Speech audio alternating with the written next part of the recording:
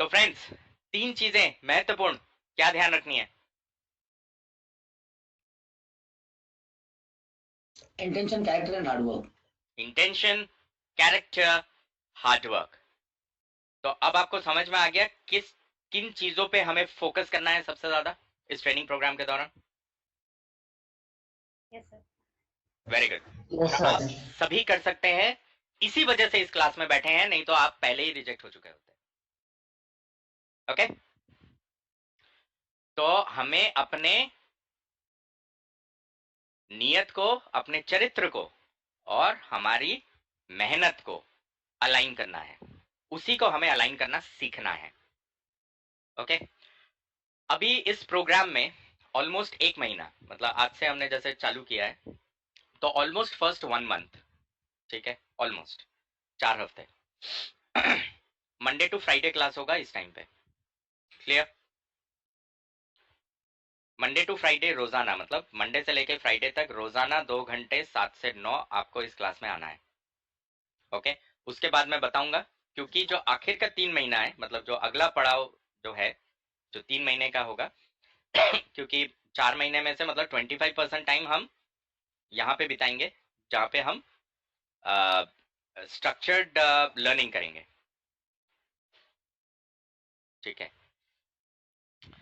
और 3 महीना जो 75% समय है, यहाँ पे हम प्रैक्टिकल वर्क करेंगे, ठीक है। इस समय पे आपको प्रैक्टिकल असाइनमेंट्स वगैरह दिए जाएंगे जो आपको कंप्लीट करने हैं। ओके, आप लोगों ने कुछ एक बार वीडियोस में देखा है ना कि लोगों को बोला जाता है कि ये ब्लॉक है, इस ब्लॉक को कंप्लीट करना है, फिर उसमें कुछ नंबर्स आते हैं। कईयों को तो अग्नि परीक्षा में डाल दिया जाता है, राइट? यस वो सब यस काम सर। यहाँ पे होगा, यस सर। ठीक है। ये जो 75% समय है, ये जो 3 महीने का समय है, उस 3 महीने के समय के दौरान आपको वो सारा प्रैक्टिकल वर्क जो है वो करना है कंप्लीट। होंगी वो मंडे, वेडनेसडे, फ्राइडे होगी शुरुआत में, ऑलमोस्ट 2 महीना। उसके बाद जो आखिर का 1 महीना होगा वो हम, मतलब आई विल टेल यू, जब समय आ जाएगा तो ट्यूसडे थर्सडे पे मूव हो जाएंगी। Clear all of you? तो कृपा करके यस सर। यस आप में से कोई भी इस समय पे छुट्टी प्लान ना करे।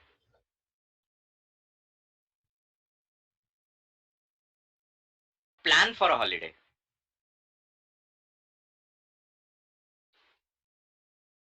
बहुत बढ़िया।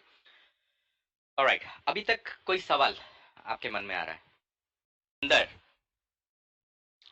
कोई छटपटाहट नहीं होनी चाहिए कि मुझे आज 2 घंटे के अंदर सीखना है कि इसमें एंट्री एग्जिट कैसे बना दूं, और मतलब आज शाम तक, आज रात तक करोड़पति कैसे बन जाऊं। वैसे तो आपके अंदर कोई ऐसा कैरेक्टरिस्टिक हमको दिखा नहीं सिलेक्शन प्रोसीजर में, पर फिर भी मैं एक बार याद दिला देता हूं आपको। ओके, आपको सबसे पहले अपने फंडामेंटल्स को स्ट्रांग बनाना है। आपका जो no sir. No properly sir. सुनाई दे रहा है? ठीक है। तो आपका जब तक फंडामेंटल स्ट्रांग नहीं होगा, तब तक ये सब एंट्री एग्जिट्स में घुसने का कोई मतलब नहीं है। ओके, सबसे पहले आपको फाउंडेशन को स्ट्रांग करना है, जिसकी नींव नींव जो होती है वो स्ट्रांग होती है, वो बिल्डिंग गिर नहीं सकती, राइट? इस वजह से फाउंडेशन पे बहुत फोकस रहेगा। ओके, एक उदाहरण आपको दे देता हूं। मान लीजिए कि कोई बीटेक है, कोई, ये सब प्रोफेशनल कोर्सेज है ना, कोई एमबीए है, कोई एमबीबीएस है, आप में से काफी लोग हैं, ठीक है। There are doctors, engineers, MBAs, lawyers in this batch who are sitting, chartered accountants, CAs, right? ये लोग जो हैं, मान लीजिए कि इन लोगों ने 2000 में अपने सीए किए हुए, तो क्या आप वो जो भी चीजें आपकी क्लास में पढ़ाई गई थी उनको भूल चुके हैं? तो उनका जवाब आपको मिलेगा कि क्या आप पागल हो गए हैं? किस कर रहा हूं, तो मैं कैसे भूल सकता हूं, क्योंकि ये तो मेरा प्रोफेशन है। तो प्लीज गाइज, ये जो आप पढ़ाई कर रहे हैं स्टॉक मार्केट का, क्योंकि कोई फॉर्मल एजुकेशन का माध्यम नहीं है हमारे पास यहाँ पे, पर इस पढ़ाई को भी आपको इसी तरीके से करना है।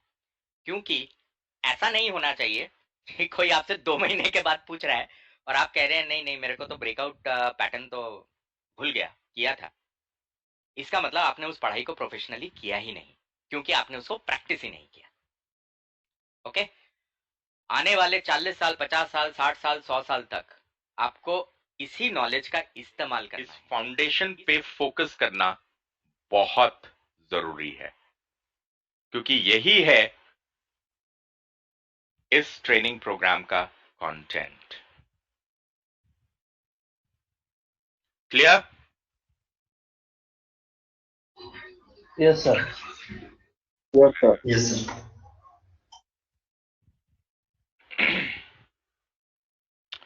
ओके, अभी आप लोगों को धीरे धीरे करके काफी होमवर्क मिलेंगे, ठीक है?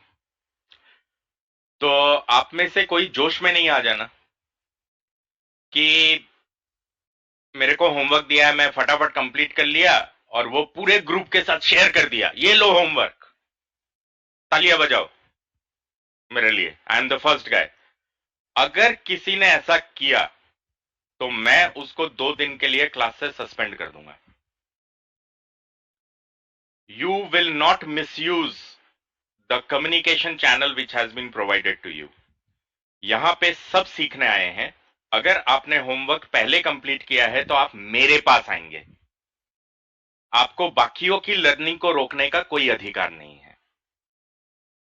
तो आप में से कोई भी कभी भी जब भी होमवर्क होगा, जिस होमवर्क को आपने कंप्लीट कर लिया है, उसको ग्रुप में शेयर नहीं करेंगे, क्योंकि अगर आपने उसे ग्रुप में शेयर कर दिया तो वो बाकी लोगों के लिए कोई फायदा नहीं करने वाला है। उनकी लर्निंग को आप रोक रहे हैं और मुझे इस चीज से सख्त नफरत है। सबको सीखने का मौका मिलना है। कोई जल्दी करेगा, कोई थोड़ा समय लगाएगा, पर सीखना सबको है। Am I crystal clear on this point? Yes, sir. Yes, sir. Yes, sir. ठीक है? कोई अपने होमवर्क्स को ऐसे टेलीग्राम पे फ्लॉन्ट नहीं करेगा। ओके, कोई जरूरत नहीं है उसकी। आपको उसके कोई पॉइंट्स नहीं मिलने वाले, कोई मार्क्स नहीं मिलने वाले। ठीक है? आपको ध्यान रखना है कि आगे चल के आपके हो सकता है कि कुछ ग्रुप्स बनाए जाएंगे और ग्रुप एक्टिविटी दिया जाएगा। तो उसमें हम एक चीज नोटिस करते हैं जो कि एक साइकोमेट्रिकल पॉइंट है, जो मेरा ध्यान रहता है जिस चीज पे, वो होता है कि आप कंपीट कर रहे हो या आप कोलैबोरेट कर रहे हो। मैं ये देखने की कोशिश करता हूं कि आप कंपीट कर रहे हो मतलब कंपटीशन कर रहे हो, या आप कोलैबोरेट कर रहे हो मतलब कोलैबोरेशन कर रहे हो। आप लोगों को एक उदाहरण दे देता हूं मैं।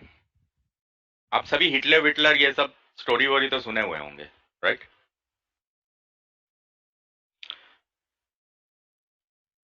अगर किसी आदमी को एक तरह से गाली देना होता है तो बोलते नहीं है कि ये तो हिटलर है, राइट? वो एक गाली है, सब मानते हैं। इतने सालों में वो एक किस्म का गाली बन गया, राइट? क्यों बन गया? वो इसलिए बन गया क्योंकि उसने केवल इस चीज पे ध्यान दिया जिसको बोलते हैं कंपीट। इस वजह से ना ही सिर्फ उसका विनाश हो गया, मतलब उसका नामो निशान मिट गया, साथ ही में उसकी स्टोरीज को नेगेटिवली पोर्ट्रे किया जाता है। Am I right?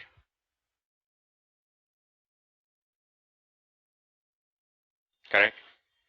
वहीं पे मान लीजिए कि लोकमान्य तिलक हैं, मान लीजिए सरदार वल्लभ भाई पटेल हैं, मान लीजिए महात्मा गांधी हैं।